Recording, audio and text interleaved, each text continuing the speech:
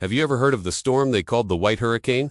Imagine a weather event so powerful, so destructive, that it combined the fury of a hurricane with the freezing wrath of a blizzard. This wasn't in the tropics. This was on the Great Lakes of North America in November 1913. For 4 brutal days, this storm raged, sinking a dozen massive steel ships and claiming the lives of over 250 sailors. It remains the deadliest and most destructive natural disaster to ever hit the Great Lakes. And at the heart of this tragic story is a ship named the SS Hydrus. Launched in that very same year, 1930, the Hydrus was a modern marvel of her time. A steel-hulled bulk freighter, she stretched over 550 feet long, built to haul iron ore from the rich mines of the north down to the industrial heartlands. She was brand new, powerful, and considered virtually unsinkable, a testament to the shipbuilding prowess of the era.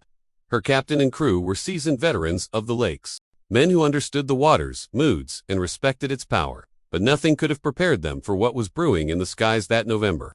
On November 6th, the Hydrus steamed out of port, fully loaded with iron ore, part of a fleet of ships, all trying to get in one last profitable run before the winter ice closed the shipping lanes for the season. The weather forecasts were typical for late autumn, strong winds, and cold temperatures, but nothing out of the ordinary. As the Hydrus made her way across Lake Huron, the weather began to turn. The wind didn't just pick up, it howled, reaching speeds of over 90 miles per hour.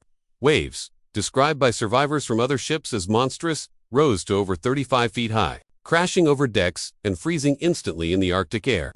The storm was a perfect, terrifying cocktail of destruction.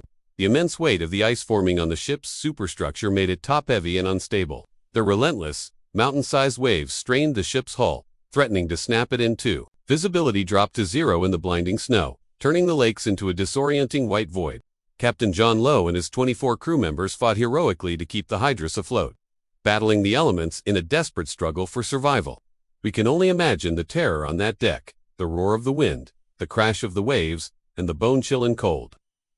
For days, there was no word. Families and shipping companies waited anxiously as the storm finally subsided, leaving a scene of devastation in its wake. Wreckage and bodies began washing ashore along the Canadian coast of Lake Huron. One by one, ships were accounted for, either having found safe harbor or, tragically, been confirmed as lost. But the SS Hydrus remained missing. It, along with its entire crew, had simply vanished into the storm. No distress calls were ever received. No survivors ever came forward to tell the tale. The ship was swallowed whole by the White Hurricane.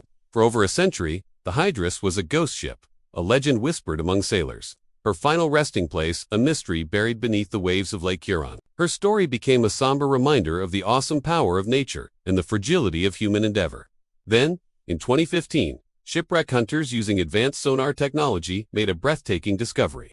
Lying upside down, in nearly 300 feet of cold, dark water, was the unmistakable shape of a massive freighter. After careful examination, they confirmed the incredible find. It was the SS Hydrus, found at last after 102 years. The discovery brought a sense of closure to the long-unsolved mystery, finally marking the gravesite of the 25 men who went down with their ship in the greatest storm the Great Lakes have ever known.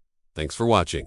If you found this story as fascinating as I did, make sure to like this video and subscribe for more tallies from the depths. See you next time.